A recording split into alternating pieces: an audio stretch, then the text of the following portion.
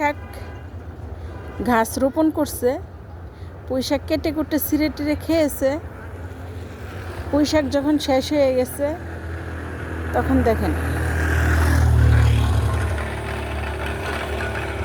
তো, দেখেন কিনা এই যে কালো কালো দেখা যাচ্ছে ভিতরে ভিতরে, ওগুলো বাঁশ পাতা আর পুঁই শাক পাতার মাঝখানে দেখেন কালো কালো দেখা যাচ্ছে।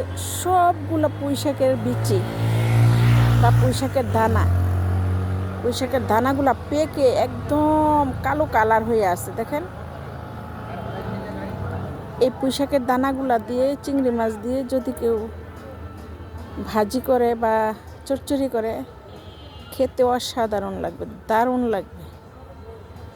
তো এটা চালের উপরে হয়তো কেউ দেখে না, আমি আবার একটু একটু পরিচিত। দেখেন বেশি পরিচিত না, হালকা পরিচিত, কারণ আমি তো গ্রামে থাকি না, শহরে থাকি। দেখেন এই হলো ভাতজার, এই হলো ঘর, এই হলো চালের উপরে, ওই যে ওই দিকেও আছে। হ্যাঁ,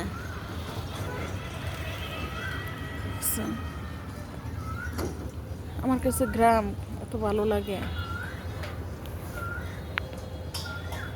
দেখছেন ভিউটা, দেখেন অসাধারণ ভিউ। ওই যে ফুল গাছটা দেখাইছি, এটা সেই ফুল গাছ। কেমন